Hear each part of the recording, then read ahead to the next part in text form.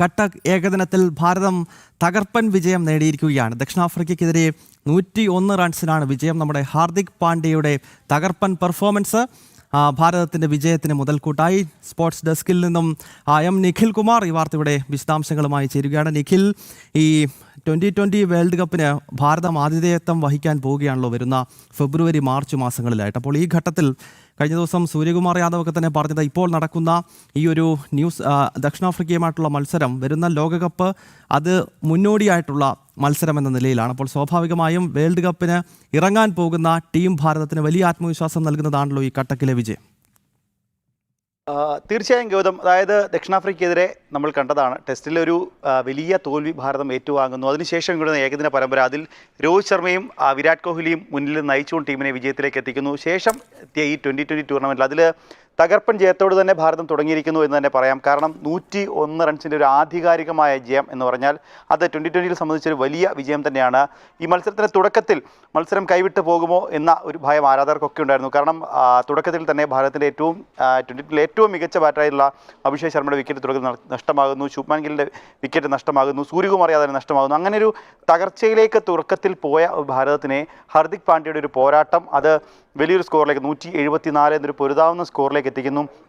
അങ്ങനെ 175 എന്നൊരു വലിയ ഒരു സാമാന്യം ഭേദപ്പെട്ട ഒരു വിജയലക്ഷ്യം ദക്ഷിണാഫ്രിക്കയുടെ മുന്നിലേക്ക് വെക്കുന്നു. അപ്പോഴും നമ്മൾ പ്രതീക്ഷിച്ചത് 175 ദക്ഷിണാഫ്രിക്കൻ ബാറ്റിംഗ് നിരയെ സംബന്ധിച്ച്, പ്രത്യേകിച്ച് മില്ലറും ഏഡൻ മാർക്രവും ഡീകോക്കും ഒക്കെ അടങ്ങുന്ന ആ ഒരു ബാറ്റിംഗ് നിര, ആ ബാറ്റിംഗ് നിരയെ സംബന്ധിച്ച് അതൊരു വലിയ ടോട്ടലേ ആയിരുന്നില്ല. അത് മത്സരത്തെ തുടക്കത്തിലും അങ്ങനെ തന്നെയായിരുന്നു. എന്നാൽ ഒരു ഘട്ടത്തിൽ എന്നല്ല, കൃത്യമായ ഇടവേളകളിൽ ഭാരതത്തിൻ്റെ ബൗളർമാർ അത് ആധിപത്യം പുലർത്തുന്ന ഒരു കാഴ്ച നമുക്ക് കാണാൻ സാധിച്ചു. പ്രത്യേകിച്ച് അർഷദീപ് സിംഗും ബുംറയും അടങ്ങുന്ന ആ ഒരു പേസ് അറ്റാക്ക്, അവർ കൃത്യമായ ഇടവേളകളിൽ വിക്കറ്റുകൾ വീഴ്ത്തിക്കൊണ്ടേയിരുന്നു എന്നുള്ളതാണ് ഏറ്റവും ശ്രദ്ധേയം. അതായത് ഭാരതത്തിൻ്റെ ബൗളർമാരെല്ലാം മത്സരത്തിൽ നിർണായകമായി എന്നാണ് ഏറ്റവും എടുത്തു പറയേണ്ട കാര്യം. കാരണം എല്ലാ ബൗളർമാരും വിക്കറ്റ് നേടുന്നു, ആരും വലിയ വിക്കറ്റുകളിലേക്ക് പോകാതെ.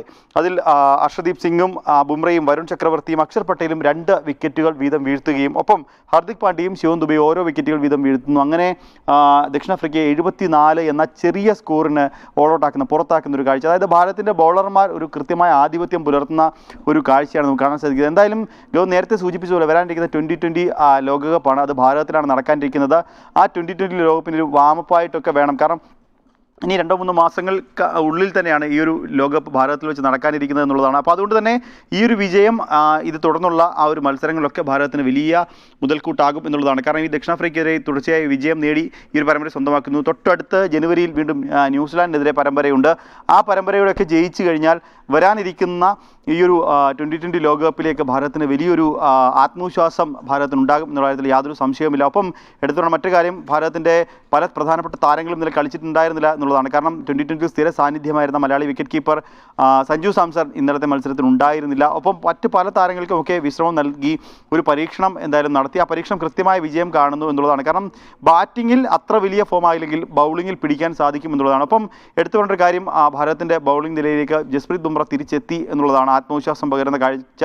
കാരണം ബുംറയുടെ വരവ് അത് ബൗളിംഗ് യൂണിറ്റ് ഒന്നാകെ വലിയ ആത്മവിശ്വാസം നൽകുന്ന കാഴ്ചയും എന്തായാലും നമുക്ക് കാണാൻ സാധിക്കുന്നുണ്ട് ഗൗതം. കട്ടക് 2020 ഭാരതം തകർപ്പൻ വിജയം നേടിയിരിക്കുകയാണ്. ഹാർദിക് പാണ്ഡ്യയുടെ കരുത്തിലാണ് ഭാരതം ഈ ഐതിഹാസികമായ വിജയം മത്സരത്തിൽ നേടിയിരിക്കുന്നത്. പ്രിയപ്പെട്ട പ്രേക്ഷകർക്കറിയാം, നിലവിൽ 2020 വേൾഡ് കപ്പിൽ ജേതാക്കൾ നമ്മൾ ഭാരതം തന്നെയാണ്.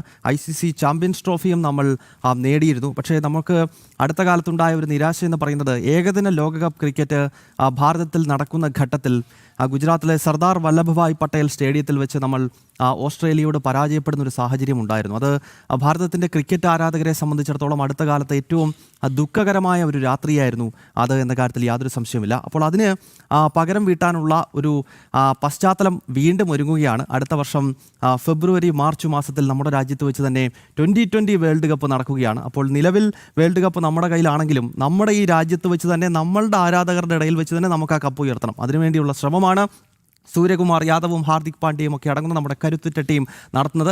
അതിൻ്റെ ഒരു ട്രയലായി കാണുന്ന ദക്ഷിണാഫ്രിക്കയ്ക്കെതിരെയുള്ള മത്സരത്തിൽ ആധികാരികമായ വിജയം ഭാരതം സ്വന്തമാക്കിയിരിക്കുന്നു. എം നിഖിൽ കുമാറാണ് ഈ വാർത്തയുടെ വിശദാംശങ്ങളുമായി ചേർന്നത്.